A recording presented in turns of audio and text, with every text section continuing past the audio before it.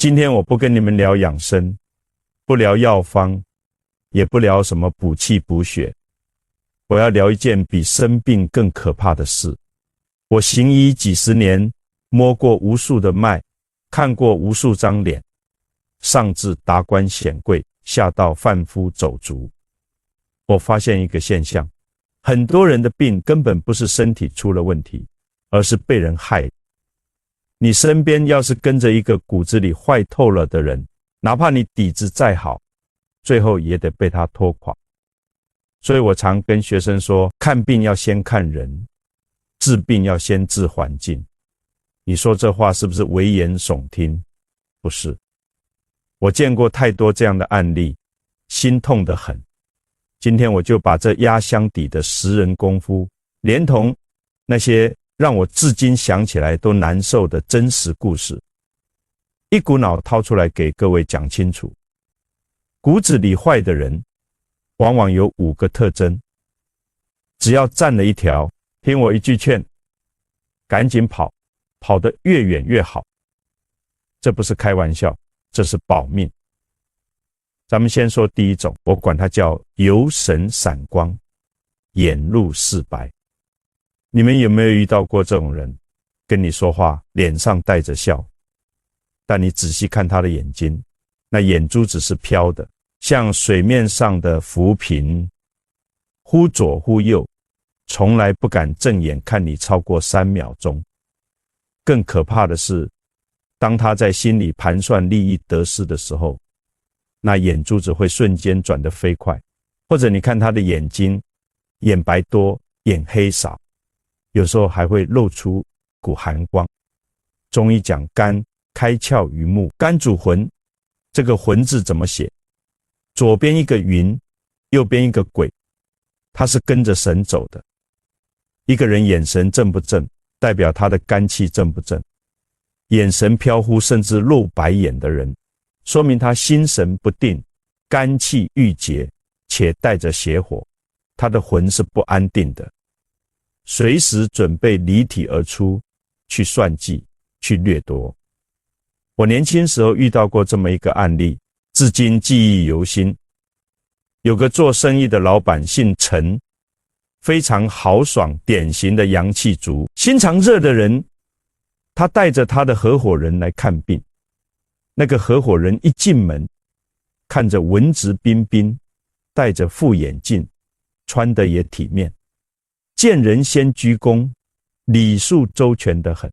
但我一搭脉，脉象弦细而紧，就像琴弦绷紧了一样，这是内心极度紧张，算计过度的脉象。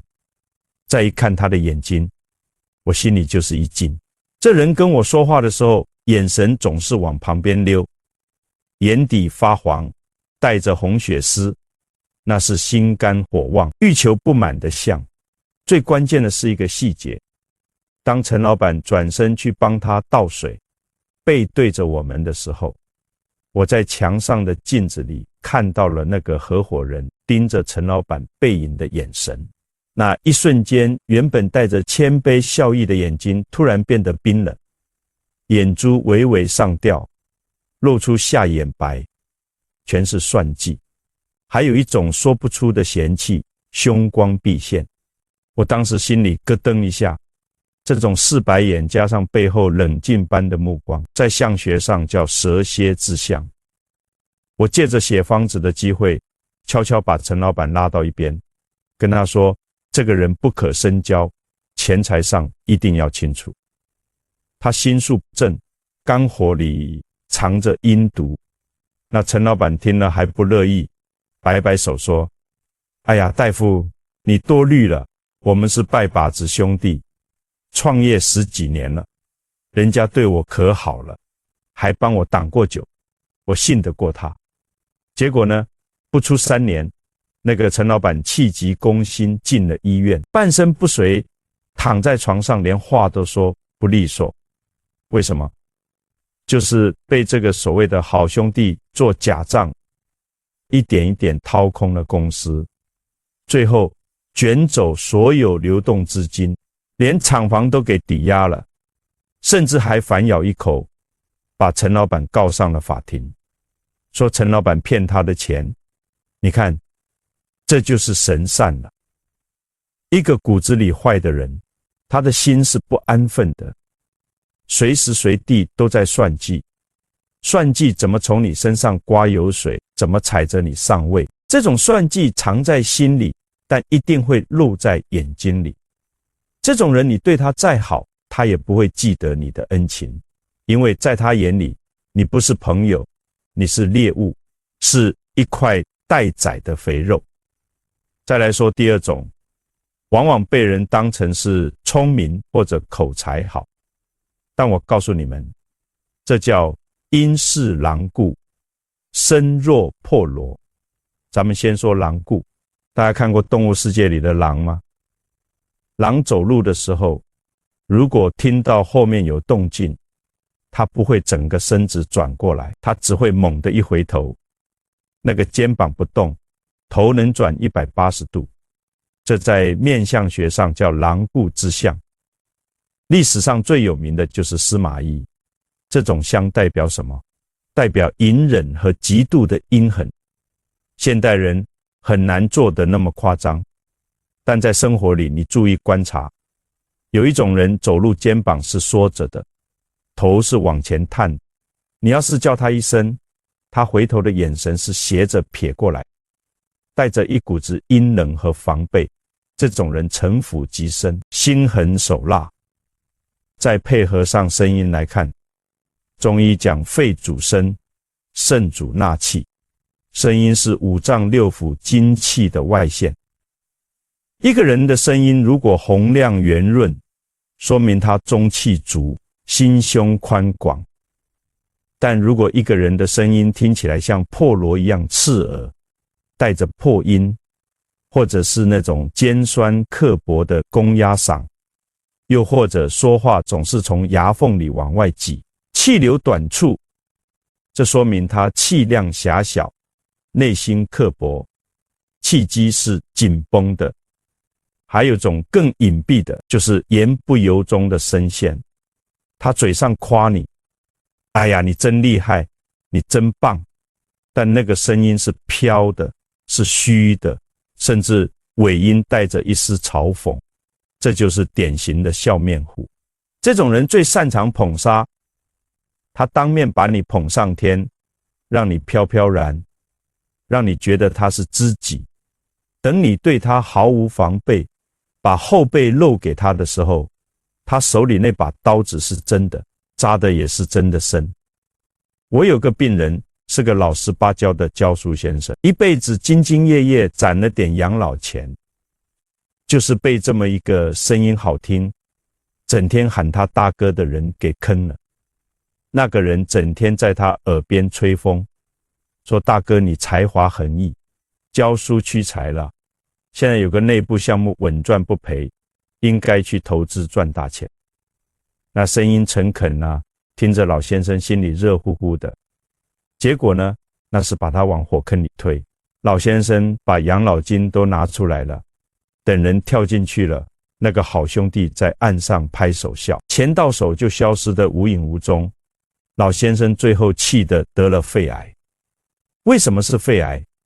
中医讲忧伤肺，被这种阴毒的声音欺骗，那口欲气直接把肺经给伤透了，正气一散，邪毒就聚起来了。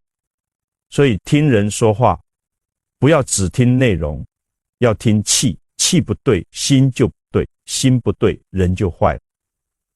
接下来是第三种，这种特征杀伤力巨大，而且往往是你最亲近的人，我称之为恩将仇报，反骨天生。怎么看这种人？你看他的腮骨，咱们常说脑后见腮，反骨无情。当然不是说所有腮骨大的人都坏，要结合来看。如果一个人腮骨横张，而且脸皮极薄，脸上没肉，皮包骨头，这种面相在中医里叫气血两亏，阴火内刺。但这还不是最关键的，最关键的是他的行为逻辑。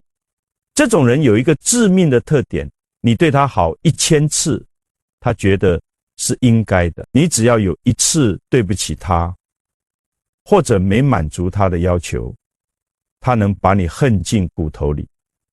我给你们讲个几年前的真实案例，这案例我至今印象深刻，每次想起来都觉得心痛。当时有个女病人50来岁，家里是做实业，非常有钱，我们叫她王姐。王姐来找我的时候已经是肝癌晚期了，肚子胀得很大，那是肝腹水，也就是中医讲的骨胀，人瘦得像把柴火，脸色青黑，唯独那个肚子大的吓人。我一摸她的脉，弦硬如刀，那是极度的郁怒之气积攒在肝经里散不掉。我就问她，你这个病不是1天2天了，你心里有个天大的结，那个结要是解不开，神仙下凡也救不了你。她一听这话，眼泪哗哗的往下流。她说，倪大夫，你神了，我这就是被人害。害她的是谁？是她资助了整整20年的一个好闺蜜。王姐心善，年轻时候生意做得顺，看到邻居家的妹妹日子过得苦，丈夫好赌，孩子没钱上学，她心一软就伸了把手，这一伸手就是20年。王姐不仅帮那个闺蜜还了赌债，还出钱给她孩子上贵族学校，甚至把自己公司里的业务分给她做，让她也能赚点钱，体面的活着。那个闺蜜呢，在王姐面前那是低眉顺眼，姐姐长姐姐短，每天变着法地给王姐炖汤按摩，比亲妹妹还亲。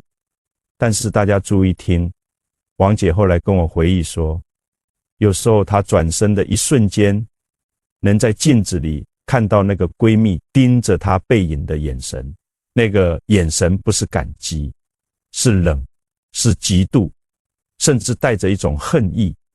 为什么会恨？因为王姐太完美了，太幸福了。而那个闺蜜骨子里有一种极度的自卑和扭曲的自尊，在心理学上，这叫相对剥夺感；在中医里，这叫肾精亏虚，心意不纯。她觉得王姐的每一次施舍都是在打她的脸，都在提醒她，你是个废物。她不恨那些不帮她的人，她反而恨这个帮了她最多的人。后来王姐的公司遇到了一次大的危机，资金链断了，急需一笔钱周转。这时候那个闺蜜手里已经攒了不少钱，大部分都是靠王姐给的资源赚的。王姐就想，咱们几十年的交情，我拉你一把这么多年，现在我落难了，你借我一点周转一下，不过分吧？结果呢，那闺蜜不仅1分钱没借，还到处散播谣言，说王姐的公司是空壳子，早就资不抵债了，甚至偷偷把王姐公司的客户名单卖给了竞争对手。这一刀扎得太深了，王姐不是心疼钱，她是心寒了。她怎么都想不通，自己养了一条蛇，这一养就是20年。当王姐去质问那个闺蜜的时候，那个闺蜜终于撕下了伪装，她指着王姐鼻子骂，你以为你是谁？你就是想显摆你有钱，你就是想让我给你当一辈子丫鬟，我恨死你。那一刻，王姐气得当场吐血。从中医上讲，这就叫肝气暴涨，血归经。这口血吐出来，身体的防御系统就彻底垮了。没过半年，肝癌确诊。我在诊室里听完这个故事，长叹了一口气。我说，你这个病7分在心，3分在身。那个闺蜜典型就是我说的骨子里坏这种人，她的心理逻辑是反的。在她的世界里，你的优秀就是对她的侮辱，你的善良就是对她的施舍。她活着的动力就是把你拉下来，踩在泥里，她心里才平衡。这就叫生米，斗米仇。这种人骨子里就是坏的，他的逻辑是扭曲的，全世界都欠他。你帮他，他觉得你是有所图；不帮他，他觉得你是在害他。跟这种人相处，你就是在养一条毒蛇，冬天你把它揣在怀里暖着，等春天到了，他醒过来的第一件事就是咬死你。第4种特征，我得好好说说。这种人现在满大街都是，大家一定要擦亮眼睛。这叫势利刻薄，鼻如刀削。咱们看面相，鼻子是审辩官，主管财富和中年运势，也代表一个人的自我。好人的鼻子哪怕不高，也是肉头头的，看着厚实，这代表心宽，能容人，土能生金。但是有一种鼻子，鼻梁骨突起带结，鼻头尖得像鹰嘴，或者鼻翼两边根本没肉，薄薄的一层皮，再配上2片薄薄的嘴唇。各位，这在中医里叫脾胃虚寒，刻薄寡恩。脾胃主运化，主肌肉，脾胃好的人脸上有肉，性情敦厚；脾胃差且带着邪气的人脸上挂不住肉，性情多疑且刻薄。这种人骨子里坏在哪里？坏在势利二字。他的眼睛里只有2种人，一种是有利用价值的，一种是垃圾。你得势的时候，他能跪下来给你擦鞋，嘴里的好话能把你甜死，他会表现得比谁都忠诚，比谁都贴心。但你千万别被这种假象骗了，一旦你失势了，或者你对他没用了，他翻脸比翻书还快。他不光是离开你，他还要踩上10000只脚，向他的新组织表忠心。我遇到过很多年轻人，大学刚毕业，满腔热血，结果被这种势利眼的上司给整抑郁了。有个小伙子非常有才华，在一个大公司做设计，他的顶头上司就是那种鹰钩鼻薄嘴唇的面相。这个上司平时对他怎么样，简直像亲爹一样，说小李啊，这个项目你好好干，干好了我给你申请奖金，以后我的位置就是你的。小伙子感动得不行，没日没夜的加班，把身体都熬坏了，做出了一个完美的方案。结果呢，方案报上去的时候，署名全是那个上司的小伙子的名字，连个边角料都没出现。等到发奖金的时候，上司怎么说？哎呀，小李，这次上面名额有限，你还年轻，有机会多的是，这次就当锻炼了。这种话你们听着耳熟不耳熟？这就叫画大饼。刺人血，这种人骨子里的坏在于他没有底线，他把你当成工具，当成耗材，在他的价值观里，只要能往上爬，踩死几只蚂蚁算什么？从中医来看，这种人往往心火旺而肾水寒。心火旺，所以欲望极强，急功近利；肾水寒，所以缺乏定力，缺乏仁爱之心。你会发现这种人到了晚年，通常下场都很惨，要么众叛亲离，没人理他，要么就是得那种极度痛苦的病，比如中风、偏瘫，或者严重的精神疾病。为什么？因为德不配位，必有灾殃。他透支了太多的福报，最后反噬到了自己身上。最后一种，也是最容易被忽视，但危害最长远的一种，我叫他满身怨气，也就是所谓的苦瓜脸。你们身边有没有这种人？你只要一见到他，就感觉天都阴了。他张嘴闭嘴全是抱怨，抱怨社会不公，抱怨怀才不遇，抱怨老婆孩子，抱怨身体不好。他的眉毛永远是皱着的，嘴角永远是耷拉着，印堂发黑，面色晦暗。有人说这人可能就是命苦，不是坏人吧？错，大错特错。中医讲正气存内，邪不可干。一个满身怨气的人，是因为他内心充满了湿毒和寒邪。这种负能量是有传染性，就像病毒一样。他骨子里的坏在于他见不得别人好，他自己过得不如意，潜意识里就希望所有人都不如意。你高兴的时候，他非要泼一盆冷水；你成功的时候，他非要酸溜溜的说几句风凉话。这种人就是能量吸血鬼。你跟他在一起，你会觉得特别累，特别压抑，你的阳气会被他一点点吸干。时间久了，你也会变得爱抱怨，变得消极，变得倒霉。我以前治过一个男病人，严重的胃溃疡，怎么治都反复。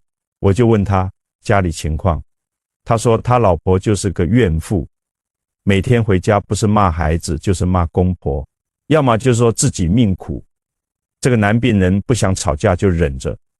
各位，中医讲肝木克脾土，他在外面受了气还好发泄，回家受的是窝囊气，这种气最伤脾胃。他老婆那种负能量的语言，就像一把把小刀子，天长日久，把他的胃黏膜刮得千疮百孔。人类大脑里有一种神经元叫镜像神经元，你会不自觉地模仿对方的情绪。他皱眉，你看着看着也会皱眉；叹气，你听着听着心里也堵得慌。时间一长，你的免疫系统就会被这种负面频率给破坏。这种人坏在哪里？坏在他试图把你拉进他那个黑暗的泥潭里，陪他一起烂掉。他不允许你发光，因为你的光会刺痛他的阴暗。好了，讲了这5种特征：游神闪光的眼，狼顾破罗的身，反骨天生的相，势利刻薄的心，满身怨气的月。诸位听懂了吗？这不仅仅是看人，这是在看气、看运、看命。很多人心里不平衡，说凭什么这种坏人能活得那么潇洒？他们算计人、坑害人，怎么还活蹦乱跳？老天爷是不是瞎了眼？诸位稍安勿躁。作为医生，我看过太多人的生老病死，我可以负责任地告诉大家，老天爷从来没有瞎眼，因果报应真实不虚，而且就写在你的身体里。那些骨子里坏的人，虽然暂时得利了，但他们付出的代价是巨大的，是惨痛的，是不可逆转的。咱们从医学原理上来剖析一下，作恶对身体的伤害有多大。那5种特征里，不管是哪一种，根源都是一个字：贪或者恨。中医讲心主神明，君主之官。一个整天算计别人、琢磨坏事的人，他的心神是永远无法安宁的。大家想一想，你晚上睡觉心里坦荡荡，倒头就睡。那个坏人呢，他躺在床上还在想这笔钱怎么黑下来，那个谎怎么圆过去，明天怎么防着别人报复。这叫什么？这叫思虑过度，暗耗心血。时间长了，心血被耗干了，心火就会亢盛，心火一烧就会扰乱神志。所以坏人到了中年以后，普遍都有严重的失眠、多梦、心悸，甚至焦虑症、抑郁症。这难道不是报应吗？睡个安稳觉，对他们来说都是奢望。我给你们讲个真实的案例，特别震撼。那是我们当地一个出了名的恶霸，搞强拆起家的。这个人这辈子没干过一件好事，欺男霸女，无恶作。他最典型的特征就是我说的腮骨横张，眼露凶光。他50岁那年正如日中天，觉得自己是土皇帝。有一天他在酒桌上正骂人呢，因为一点小事把一个服务员骂得狗血淋头，还要动手打人。就在他抬手的那一瞬间，突然整个人像个木头一样，直挺挺的往后倒，送到医院，脑干出血，人是救回来了，但成了高位截瘫，脖子以下全动不了，连话都说不出来。我去过一次他的病房，那时候的他躺在床上，身上插满了管子，以前那双凶神恶煞的眼睛，现在只剩下恐惧和绝望。他想喝水，说不出来，只能地叫，口水顺着嘴角往下流。他的那些所谓的兄弟早跑光了，他的老婆孩子拿了他的钱，把他扔在护工手里，10天半个月都不来看一眼。那个护工对他也不好，动作很粗鲁，他在那里受罪，就像在地狱里一样。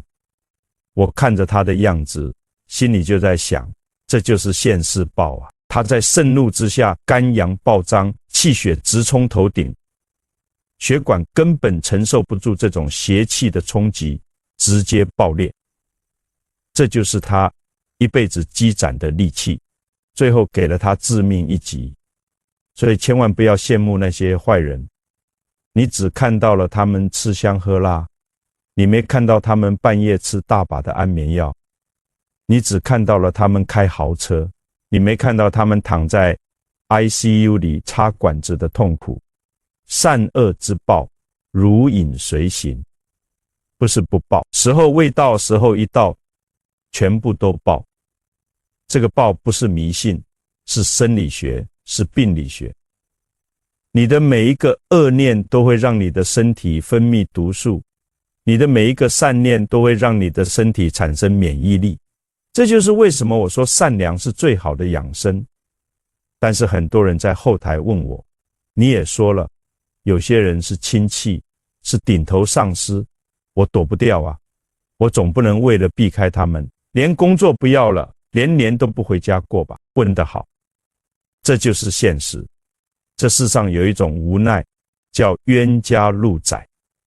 既然躲不掉，那咱们就得学会怎么处。这不是让你去同流合污，而是教你穿上一层防弹衣。中医里有一个概念叫卫气，卫气强，邪气就进不来。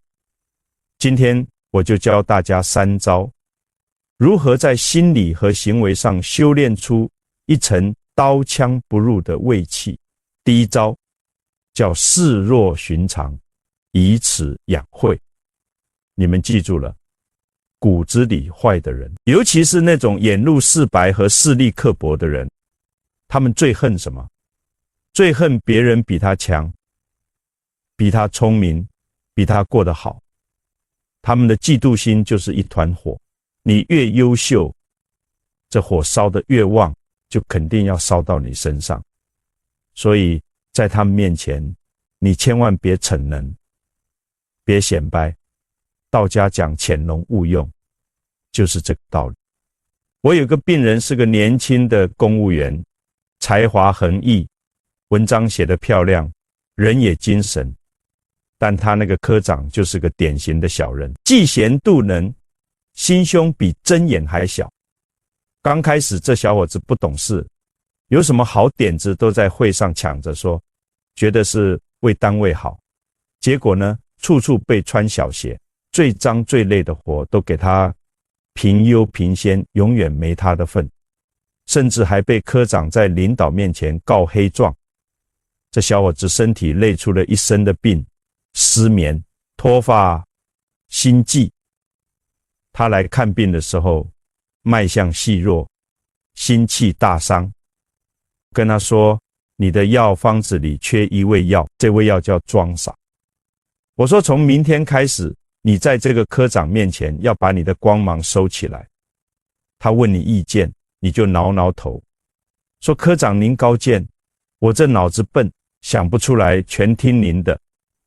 他安排你干活，你就表现得笨手笨脚一点，别干得那么利索。这小伙子听了我的话，将信将疑的回去试了。没想到1个月之后，那个科长对他的态度明显好转了。不再处处针对他，甚至有一次还当着别人面夸了他几句。为什么？因为那个科长的嫉妒心得到了满足，他觉得自己比这个小伙子强，他的心理平衡了，他就不需要再打压这个小伙子了。这就是以退为进，这就是潜龙勿用的智慧。你把锋芒收起来，不是懦弱，不是认输，而是在保存实力，等待时机。等你羽翼丰满了，等你找到了更好的平台，你再一飞冲天，那时候那个科长拿你一点办法都没有。第二招叫守口如瓶，以此护身。各位，你们有没有发现，那些骨子里坏的人有一个共同的特点，就是特别喜欢打听别人的事。他们问你，你最近怎么样啊？家里有什么事啊？工作顺不顺啊？收入怎么样啊？他们问这些，不是关心你，是在收集情报，是在找你的弱点。中医讲肾主封藏，肾气足的人懂得把自己的能量收藏起来，轻易外泄。你把自己的底细全部暴露给一个坏人，就等于把你的命门交到了他手里。他什么时候想捏死你，就捏死你。所以跟这种人相处，你要学会守口如瓶。他问你的事，你就笑笑，说哎呀没什么，就那样平平淡淡的。他追问，你就转移话题，说你最近怎么样啊？我听说你们那边有什么什么事，把球踢回去，让他说，你听着，你不说，这不是虚伪，这是自保。你不给他子弹，他就打不了你。你守住了自己的秘密，就守住了自己的命脉。第三招叫以德报怨，以此化煞。各位，这第三招可能跟你们想的不一样。你们可能以为我要教你们怎么反击，怎么报复。我不教这个。为什么？因为以恶制恶，你自己也会变成恶人，你的身体也会受到伤害。中医讲正气存内，邪不可干。你的正气足了，那些邪气自然就进不来。怎么养正气？就是要保持心地善良，保持内心平静。但是这里有一个关键，以德报怨不是让你无底线的忍让，不是让你继续被人欺负。以德报怨的意思是，你不要在心里积攒对他的恨，因为那个恨会伤你自己。你可以远离他，可以不跟他来往，但是你不要恨他。你要在心里告诉自己，这个人是可怜的，他骨子里坏是因为他的命苦，是因为他的心病了。你不需要同情他，但你也不需要恨他，你只需要把他从你的生命里清理出去，然后继续过你自己的好日子。这种心态在中医里叫心神安定，在佛家里叫慈悲，在道家里叫无为。你不跟他计较，不跟他纠缠，你的气场就会越来越强，你的正气就会越来越足，那些邪气自然就进不了你的身。好了，今天讲了这么多，我来做个总结。